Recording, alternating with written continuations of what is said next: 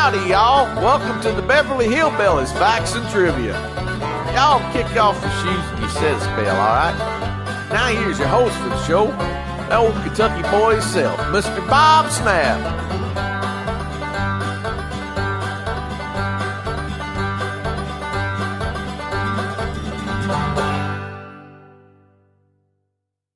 Hi guys, welcome to the Beverly Hillbillies Facts and Trivia. Appreciate you being here.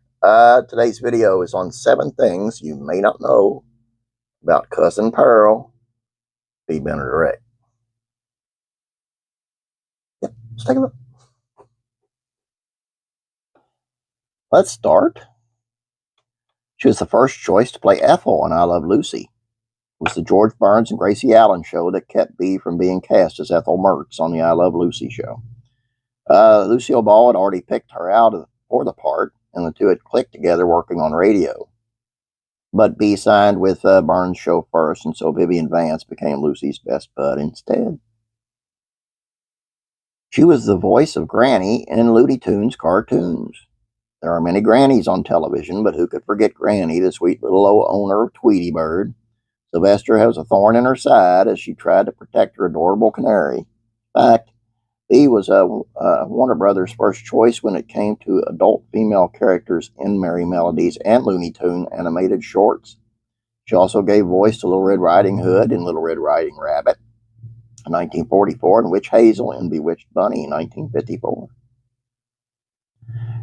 She auditioned to play Granny on the Beverly Hillbillies. With all that animated Granny experience, it made sense that she would sought to play in the flesh Granny for Paul Henning's sitcom Beverly Hillbillies. Henning and B had history. He had been a writer for the Burns and Allen radio show, on which she had portrayed Blanche Morton. Both Henning and B admittedly had reservations about her playing Granny. They both felt she might not be the right physical type for the role. Nevertheless, B gave it a go in the auditions. When Irene Ryan tried out, even B had to admit she was the perfect actress for the part.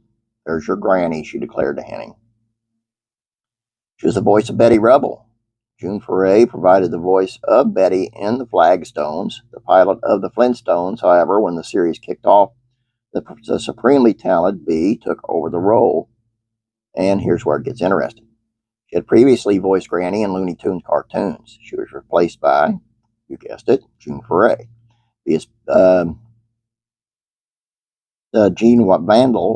Vander Pyle, the voice of Wilma Flintstone, was by after she left the Flintstones, Jerry Johnson would assume the role of Betty in season 5. I'm sorry, I got all mixed up there. She passed away during the production of Petticoat Junction. The lighthearted rural comedy had the misfortune of 2 older residents of Hooterville dying not far from one another. First was longtime country and western star Burnett, who was Charlie Pratt on the sitcom. Engineer of the Cannonball Train. More significant was the loss of B a season later, a.k.a. the matriarch Kate Bradley, proprietor of the Shady Rest Hotel. Though at the first story said that Bradley was merely out of town, Petticoat alluded to the notion of the mother being dead after later mention of a guest staying in the Kate Bradley Memorial Suite. Her husband died a day after her funeral. Her second husband, radio actor Gene Twombly, passed away the following day after her funeral, just 4 days after her death. He was buried next to her in Valhalla Memorial Park Cemetery in North Hollywood. There you go. That's kind of, I always found it sad. You know they were in love when a couple was in love when they die that close together. I just always believe that. It's like June and Johnny Cash. June Carter and Johnny Cash.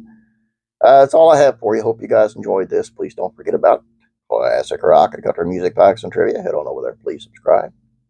Have a great day. God bless. Pray for you.